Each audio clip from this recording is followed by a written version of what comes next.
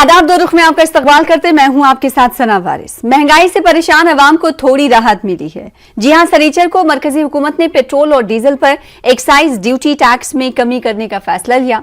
इस तरह मरकजी हुकूमत ने पेट्रोल पर 8 रुपए फी लीटर एक्साइज ड्यूटी और डीजल पर 6 रुपए फी लीटर एक्साइज ड्यूटी कम करने का फैसला किया है। साथ ही घरेलू गैस सिलेंडर पर मिलने वाली सब्सिडी को बढ़ाकर 200 रुपए किया गया है, जो कि इससे कबल तकरीबन 40 या 42 रुपए ही थे, जो आम आवाम के लिए थोड़ी राहत मानी जा रही है। इसकी कटौती के बाद कई तरह के रद्देअमल सामने आ रहे हैं। सोशल मीडिया यूजर्स और अपोजिशन लीडरान की तरफ से आंकड़ों को समझने की बात कही जा रही है। कांग्रेस पार्टी का कहना है कि जहां 2 महीने कबल थे वहीं फिर से आ गए हैं।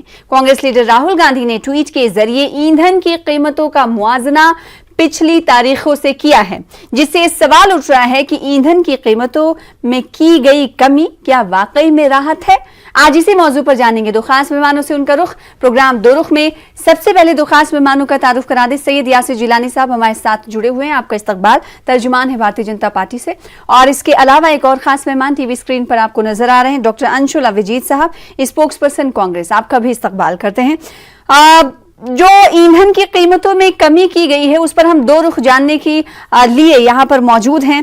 कीमतों में कमी क्या वाकई में राहत है, सैयद यासिर जिलानी साहब? क्योंकि अगर पिछले तारीखों को और औकात को देखा जाए तो बिल्कुल ये इशारा कर रहे हैं कि हम तो वहीं खड़े हुए हैं जहां से शुरू हुए थे। देखिए सना, अभी मोदी सरकार लगभग 1 लाख करोड़ रुपए का राजस्व का नुकसान सहकर देश हित में पेट्रोल और डीजल की कीमत को कम किया है। ये किसी भी सरकार के लिए इस तरह का आदेश का पालन कराना बहुत बहुत बड़ी बात है। तो इस पे हमें चर्चा करना चाहिए, क्योंकि हम समझ रहे हैं कि जनमानस के हित में भी सरकार सोचती है, और जनमानस के हित में जब सरकार सोचती है तो कहीं ना कहीं उसके राजस्व पे उसका असर होता है। और आप अंतर्राष्ट्रीय स्तर पर बाजार की स्थिति किसी से छुपी नहीं है, चाहे वो विपक्ष हो, चाहे देश का कोई भी जनमानस इंसान हो, वो अंतर्राष्ट्रीय जो बाजार की स्थिति है वो जानता है कि क्या स्थिति है इस वक्त। लेकिन प्रधानमंत्री, क्योंकि जनता से उन्होंने हमेशा से उनके हित के लिए वादा किया है, उनके लिए सोचते हैं, उनके लिए काम कर रहे हैं, देश को एक दिशा दे रहे हैं, देश को एक दुनिया में एक देश का एक अलग पहचान है, देश की तरफ, हमारे भारत की तरफ दुनिया देख रही है, तो भारत के प्रधानमंत्री भी अपने जनमानस की तरफ देखते रहते हैं। ये उसी कड़ी का हिस्सा है। मैं इस टॉपिक पे इसलिए राजनीति नहीं करना चाह रहा हूं। तो आपको नहीं लगता कि ये आपने कहा जैसे जनमानस की तरफ पीएम मोदी देखते रहते हैं, तो क्या आपको नहीं लगता कि बहुत देरी से देखा गया है पीएम मोदी की तरफ से? तेल की कीमत अंतर्राष्ट्रीय बाजार तय करती है, आप भी जानती हैं, मैं भी जानता हूं, विपक्ष भी जानता है। उसके अकॉर्डिंग भारत की जो कंपनियां हैं तेल की, वो अपनी डे टू डे एक्सरसाइज में तेल की कीमत को कंट्रोल करना, कहां ऊपर करना, कैसे नीचे करना, ये हम लोग जानते हैं। लेकिन गरीबों के समर्थक वाली सरकार, गरीबों को उसकी सोचने वाली सरकार मोदी सरकार है। तो सही वक्त पे सही फैसला लेना, यही है मोदी सरकार का मूल मंत्र, और मोदी सरकार ने ये फैसला लिया है। मैं सवाल नहीं करना चाहता हूं, लेकिन कांग्रेस और आम आदमी पार्टी जहां राज्य में सरकार चला रही है उसकी स्थिति का भी पता करिए कि वहां पे डीजल और पेट्रोल क्यों महंगे हैं अन्य राज्यों से। डॉक्टर अंशुल अविजीत साहब से मैं सवाल करूं और इस पर उनका जवाब चाहूं, उससे पहले नाज़रीन को ये भी यहाँ पर बता देना जरूरी है कि होलसेल प्राइस इंडेक्स जो है आपने शबाब पर है, तो वहीं अगर रिटेल प्राइस इंडेक्स की बात करेंगे, रिटेल महंगाई इन्फ्लेशन की बात करेंगे, तो वो भी इस वक्त रिकॉर्ड स्तर पर मौजूद है। और इसी तरीके से कमर्शियल गैस सिलेंडर की कीमतों में इजाफा है। हालांकि जो घरेलू गैस है सब्सिडी उसमें बढ़ोतरी की गई, इजाफा किया गया है, अब 200 रुपए लोगों को मिलेगा, तो राहत इसे समझी जा सकती है। लेकिन ये क्या वाकई में राहत है या नहीं राहत है? क्योंकि कांग्रेस का ये कहना है कि जहां 2 महीने पहले हम खड़े थे वहीं पर हम खड़े हैं। तो क्या मौजूदा वक्त में इस राहत को आम आदमी के लिए राहत का सामान समझा जाए या ना समझा जाए? कांग्रेस का क्या पक्ष है, क्या रुख है, जानेंगे डॉक्टर अंशुल अविजीत साहब। नहीं, वहां नहीं खड़े, हम तो और पीछे आ गए हैं सना जी। देखिए, ये चालबाजी है, ये धोखेबाजी है। आप बढ़ाते जा रहे हैं कीमतें। पिछले 60 दिनों में आपने 10 रुपए बढ़ाए, पेट्रोल और डीजल की कीमतें, और फिर 8 रुपए और 6 रुपए आपने कम कर दिया और कह दिया कि लोगों को एहसानमंद होना चाहिए, अपना एहसान जाहिर करना चाहिए, मुबारकबाद देनी चाहिए सरकार को कि कितना दुख दर्द के बारे में, गरीबों के बारे में ये सोचते हैं, कितनी संवेदनशीलता है इनके दिल में, कितना दर्द है, ये समझिए जरा इनकी बात। तो ये कुछ नहीं, ये धोखा है, ये गुमराह करने की बात है। आपने देखा होगा कि संकट के वक्त, महामारी के वक्त, जब अंतर्राष्ट्रीय बाजार में ईंधन की कीमतें सबसे कम थी, तो ये बेरहमी से कीमतें बढ़ाते चले जा रहे थे। देखिए, एक्साइज ड्यूटी तो उन्होंने बढ़ाते बढ़ाते 30-32 रुपए तक ले आए, और बढ़ाते बढ़ाते जो इन्होंने पैसा एकत्रित किया, मेरे माननीय सम्मानित दोस्त ये कह रहे थे कि इससे बड़ा नुकसान होगा, 1 लाख करोड़ का बड़ा नुकसान होगा। उन्होंने 27 लाख करोड़ तो बेरहमी से एक्साइज ड्यूटी बढ़ाते बढ़ाते सरकारी तिजोरी में, मरकजी तिजोरी में इन्होंने डाला। वो पैसा कहां गया ये हम कुछ नहीं जानते। देखिए, ये बढ़ाते, और अब ये कह रहे हैं कि हमने जब, अरे भाई बहुत महंगाई है और इसलिए इसकी कीमत करने, राहत देने की जरूरत है, तो उन्होंने थोड़ा सा कम कर दिया, और ये समझते हैं कि बड़ी उन्होंने हमदर्दी दिखाई लोगों के प्रति। देखिए, ये तो ऐसा हुआ ना कि ये तो बिल्कुल गरीबों को मारना चाहते हैं, गुर्बत को नहीं। इनको हमेशा गुर्बत से कोई वास्ता नहीं है, तो ये चाहते हैं कि और गरीब हो। देखिए, ये बुनियादी सवाल ये है कि सरकार को यहां पर जो माशी हमारे जो मामलात हैं, यहां पर जो बर्बादी हो चुकी है, उनकी समझ है ही नहीं। इनको मैक्रो इकोनॉमिक्स की पकड़ है ही नहीं, ये समस्या है। तो उनको पता ही नहीं कि पैसा एकत्रित कैसे करें, रेवेन्यू और किस तरह से आए। इसी तरह गरीबों से, इनडायरेक्ट टैक्सेस से ये पैसा एकत्रित करते रह रहे हैं। हाँ। और फिर इनको लग रहा है कि जब बहुत ज्यादा शोर हो रहा है तो फिर इसको कैसे थोड़ा सा कम कर दे। देखिए, तो थोड़ी सी जो कमी की गई है आपके मुताबिक, तो ये कमी राहत का सामान बनकर तो लोगों के लिए आ रही है ना। आप जानते हैं कि खुदरा महंगाई दर जो है CPI इन्फ्लेशन 8 से ऊपर हो गया है, और जो थोक महंगाई दर है, जो WPI है, आपने खुद ये आंकड़े दिए थे, वो 15 से ज्यादा हो गया। ऐसा दशकों में नहीं हुआ। तो ऐसे वक्त में ये तो पहले 3 साल पहले करना चाहिए था ना। देखिए, समस्या ये सरकार की है कि ये लॉन्ग टर्म प्लानिंग, दूरदर्शिता तो है ही नहीं इनके पास, क्योंकि इनको समझ नहीं है। देखिए, कोरोना महामारी से आने से समझ नहीं है, दानिश्वरी नहीं है सरकार के, सरकार में विजन नहीं है, कांग्रेस पार्टी का ये कहना है। उससे पहले सैयद यासिर जिलानी साहब, ये जो कटौती का फैसला लिया गया है, उसे कांग्रेस ये मान रही है कि चालबाजी है सरकार की और धोखेबाजी है, और ये सवाल वाजिब भी लग रहा है। वो इसलिए क्योंकि जब 10 मरतबा 2 महीनों में बढ़ाया जा सकता है पेट्रोल और डीजल के दाम, और 10 रुपए तक बढ़ाए जा सकते हैं, तो 8 रुपए की उसमें कमी की गई है, तो कौन सी बड़ी बात है? हाँ, बिल्कुल सही कह रही है। मैक्रो इकोनॉमिक्स और के पुरोधा तो कांग्रेस के लोग हैं, और समझदार तो कांग्रेस की सरकारें रही हैं। कोई इन्होंने गरीबी हटाओ का नारा कब दिया था, कभी गरीबी हटा नहीं पाए। रोटी कपड़ा मकान का नारा कब दिया था, इनको लोगों ने हटा दिया, लेकिन ये नहीं हटा पाए। इनके यहाँ एक प्रधानमंत्री 1 रुपया भेजते थे, 85 पैसे बीच के जो इनके वफादार भ्रष्टाचारी थे वो खा जाते थे, 15 पैसा उन तक पहुंचता था। ये है इनकी पूरी अर्थशास्त्र का जो ज्ञान है, वो इसी पे बेस करता है। इनके अर्थशास्त्र के ज्ञान में ये है कि अपने देश से जब कहीं बाहर नेता इनका जाए, नेतृत्व इनका जाए, तो वो देश की बुराइयां करे, वो देश के पत्रकारों को गाली दे, वो देश के संसाधनों के ऊपर कटाक्ष करे, वो देश के लोगों को एक देश के एक संगठन जो सरकार चला रही है उसको कहे कि केरोसिन का डब्बा लेके देश में इनके लोग घूमते हैं, आग ये लग जाएगी। लेकिन ये अपने 84 के किए हुए नरसंहार पे चर्चा नहीं करना चाहते हैं, हजारों हजार दंगों पे चर्चा नहीं करते, क्योंकि ये समझदार लोग हैं।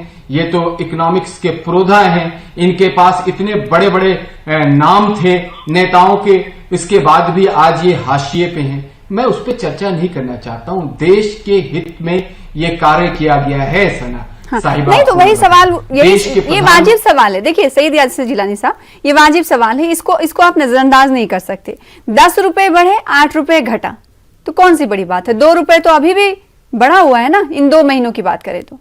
अच्छा, एक बात बताइए, जब लगातार बढ़ रहा था, हाँ। और आप और हम दोनों जानते हैं कि इंटरनेशनल मॉनिटरिंग होती है तेल की कीमतों पे, कच्चे तेल की कीमत का जो रेट खुलता है उसी रेट को हमारी जो इंडिया में बैठी हुई कंपनी जो मॉनिटर करती हैं वो रेट नीचे लाते हैं। उसके बाद हमारे राज्यों में जो टैक्स की व्यवस्था है राज्यों की वैट टैक्स की उसके अकॉर्डिंग रेट का ऊपर नीचे होता है। कहीं कहीं हम पेट्रोल किसी राज्य में 102 103 रुपए तक गया, कहीं कहीं 110 रुपए तक गया, कहीं कहीं 100 से नीचे भी रहा। उसके बाद अगर उन सारी चीजों को अकॉर्डिंगली आप क्लब करके देखेंगी तो आपको ये लगेगा जो अभी लोगों को राहत दी है सरकार ने, और राजस्व में इनके पास कांग्रेस के पुरोधा लोगों के पास आ गया कि 87 लाख करोड़ रुपया राजस्व से इकट्ठा हो गया, वो कहां गया? अरे आपके पास सारी जानकारी आपके पास है, कर कुछ नहीं पाए 70 साल में, और देश को इस स्थिति में छोड़ दिया कि आज देश क्या वैश्विक चरमराई हुई अर्थव्यवस्था है। पूरे दुनिया में मंदी के दौर में भी भारत मजबूती के साथ खड़ा है, और ये कहते हैं कि 3 साल पहले कर देना चाहिए। 3 साल पहले भी भारत की स्थिति अच्छी थी और आने वाले 3 साल में भी भारत की स्थिति बेहतरीन रहेगी, क्योंकि भारत के बारे में सोचने वाले प्रधानमंत्री भारत के नहीं, तो जब स्थिति अच्छी है तो फिर कम ही नहीं करना चाहिए था। कांग्रेस पार्टी के बेरोजगारी को छोड़ के हिंदुस्तान में बताइए कि कौन लोग हैं जो इस वक्त जिनके हालात अच्छे नहीं है। दिल्ली का वो वाकया आपको याद है, कल या परसों का होगा, जहां पर आर्थिक तंगी और माशी हालात की वजह से माँ और 2 बेटियां अपनी जान दे देती हैं, खुदकुशी कर लेती हैं। तो ये भी तो माशी हालात का एक नजरिया है ना, ये एक तस्वीरें हैं जिस पर आप नजर डालेंगे तो आपको कई जगह ऐसी तस्वीरें मिल जाएंगी। चार्टर्ड अकाउंटेंट की फैमिली अगर इस तरह का कदम उठाने पर मजबूर हो जाती है तो ये माना जाएगा ना कि माशी हालात लोगों के खराब हैं। नहीं, आप कैसे देखते हो? देखो, उस पर्टिकुलर केस में वो दुखद घटना है। हमारे लोगों ने जाके वहां सारी चीजों को देखा भी है। नहीं, आपने कहा ना कोई बता दो, कोई बता दीजिए कोई एक वाकया, तो मैं वही बता रही थी। अंशुल अभिजीत साहब, कांग्रेस पार्टी 70 सालों में जो नहीं कर पाई, वजीर आजम नरेंद्र मोदी अभी कर रहे हैं। भारतीय जनता पार्टी अगर कुछ कोशिशें कर रही है, अभी जो कोशिश की गई है, कमी कटौती की गई, इससे राहत मिली है। ये वक्ती राहत हो, कितने दिनों तक रहेगी नहीं रहेगी ये नहीं मालूम, कि आने वाले दिनों में फिर से दाम बढ़ने लगे, कीमतें बढ़ने लगे। लेकिन ये अच्छा फैसला है डॉक्टर अंशुल अभिजीत साहब। जो फैसला अच्छा होता है उस पर कांग्रेस आखिर अच्छा क्यों नहीं कहती? एक सेकंड, यासिर जिलानी साहब, ये अदाकारी है, ये कोई कोशिश नहीं, इनको कोई समझ नहीं है, ये अभी भी वैसे ही अनपढ़ हैं। ये इनका कच्चापन, इनका अनाड़ीपन अभी भी सामने आ रहा है। देखिए, मेरे माननीय दोस्त ने जो तर्जुमान है, बड़ा सम्मानित राजकुमार, अरे वो जाके भारत के बाहर पत्रकारों को गाली देते हैं। ये अंतर है और ये अंतर रहेगा, इसलिए हम लोग खुश हैं। सब कुछ तो आप ही जानते हैं, इसलिए इतनी बर्बाद हो चुकी है ये अरे क्या कैसी बात कर रहे हैं आप? कैसी बात कर रहे हैं? पत्रकारों को गाली दिया है, हमारे हिंदुस्तान के पत्रकारों को गाली दिया है उन्होंने। हाँ, तो उनसे बेहतर है, हम गाली नहीं देते, अपने भारत के लोगों के मान सम्मान के लिए खड़े रहते। सना जी, मैं आपसे आग्रह करूंगा कि जो मेरा वक्त है ना, नहीं, वो भी इनको दे दीजिए। ठीक बोलिए, क्योंकि तर्क के साथ बात करिए ना, अपनी जो वक्तव्य है वो खत्म करने दीजिए। नहीं, तर्क के साथ मेरा वक्त भी हाँ। इनको सारी जानकारी है भैया, इसलिए तो बर्बाद है, इतनी तबाही इसलिए मची हुई है क्योंकि स्थिति की सारी जानकारी। देखिए अंशुल अभिजीत साहब, देखिए मैं एक सवाल यहाँ पर ये उठता है, जब बार बार ये कहा जाता रहा है, क्योंकि हमने कई 1-2 दर्जन डिबेट्स इस बीच कर ली होंगी महंगाई पर, उसमें सवाल हमेशा से उठता रहा कि मरकजी सरकार आखिर एक्साइज ड्यूटी में कमी क्यों नहीं कर रही है, वैट में कमी कर रहे हैं, स्टेट गवर्नमेंट की तरफ से की जा रही है कमी, लेकिन एक्साइज ड्यूटी में कटौती क्यों नहीं की? अब तो कर दिया ना सरकार ने, कुछ भी किया है तो ये राहत तो है।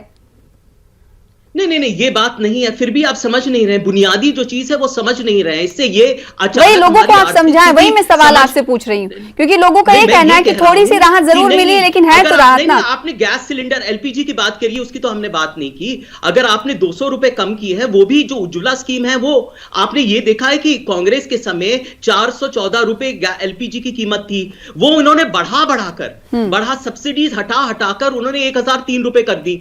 अब उसमें 200 रुपए की कटौती कर दी, वो भी उज्ज्वला के लिए। हमने तो कोई उज्ज्वला नॉन उज्ज्वला ऐसा कुछ नहीं किया था हमारे समय। और मैं अपने माननीय दोस्त को यह बता दूं, आप कांग्रेस की उपलब्धियां के बारे में कर रहे हैं, शायद वो वाकिफ नहीं है। हमने आपको 8% जीडीपी दिया था, उसको बर्बाद कर करके आपने उसका विनाश कर करके उसको -7.3 पे ले आए, और अब क्या हालत है हम तो जानते ही नहीं।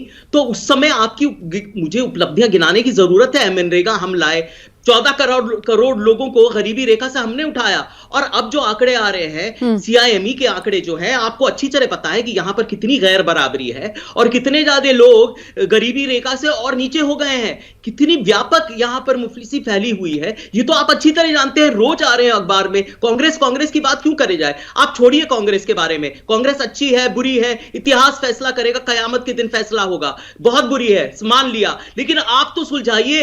ये एक शेर है ना कि जो सुलझ जाती है गुत्थी फिर से उलझाता हूं मैं, जिगर मुरादाबादी का शेर है। यही इनकी हालत है, क्योंकि ये जानते ही नहीं क्या करना है, ये मैक्रो इकोनॉमिक्स समझते ही नहीं। हाँ, हम जानते हैं, हम जानते थे, अभी भी जानते हैं, हमारे पास योग्यता है, हमारे पास तजुर्बा है, इसलिए हमने हमारा जो विकास दर था वो कई सालों तक 8% से ज्यादा था। जैसे ही हमने इस सरकार की जो तिजोरी की चाबी इनको पकड़ाई, वैसे ही ये विकास दर कम होता गया और उसी तरह इन्होंने एक्साइज ड्यूटी बढ़ाते गए, क्योंकि इनको समझ ही नहीं आ रहा था और क्या करें। उनको समझ आ रहा था कि नोटबंदी करें, उससे तो बड़ा। तो क्या भारतीय जनता पार्टी ऐसी सरकार चला रही है क्या? कोई समझ ही नहीं है तो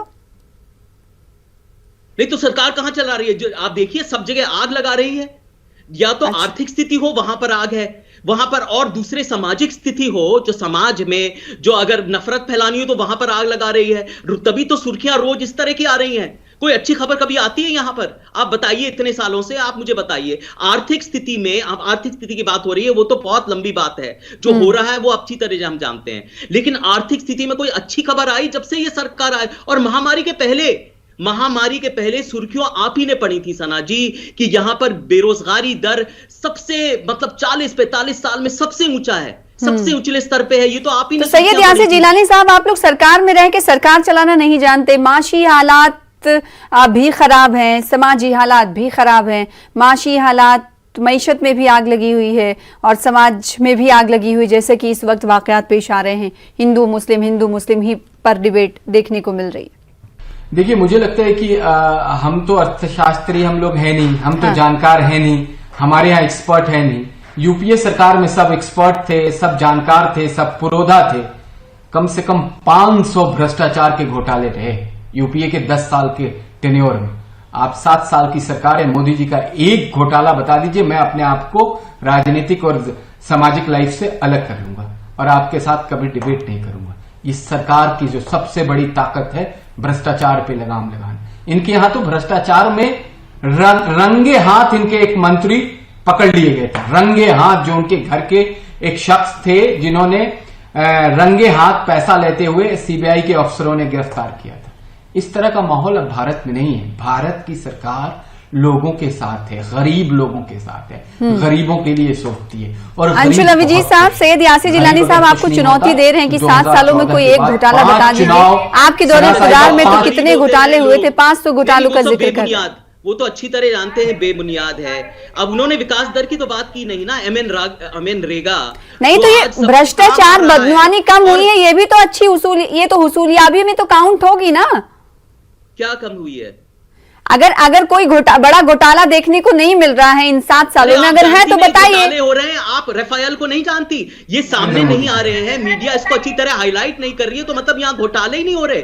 किस तरह यहाँ पर संसाधन बेचे जा रहे हैं कुछ ही 2 व्यापारी को। मैं देखिए मीडिया में आ गया ना, इतना ये जो राहुल गांधी ने जो पाठ पढ़ाया है मीडिया के खिलाफ कि मीडिया को गाली देते रहो, उसी में आ गई। जानती नहीं क्या हो रहा है सना? अरे मैं कहाँ बोल रहा हूँ, मैंने तो 1 मिनट बोला। मुल्क में क्या हो रहा है, 10 मिनट से पीछे बोल रहे हैं। हर चीजों पे यहाँ पर घोटाला हो रहा है। आप बेंगलोर के बारे में नहीं जानती, घोटाला आ रहा है 40%, वहां पर वो आवाज नहीं उठ रही, उनको इस्तीफा देना पड़ा और आप कह रहे घोटाला नहीं हो रहा। हाँ, सैयद यासिर जिलानी साहब, आप दूर का आप पूरे मुल्क की एक घोटाले की बात कर रहे थे, घोटाले पे घोटाले तो कर्नाटक में हो रहे हैं।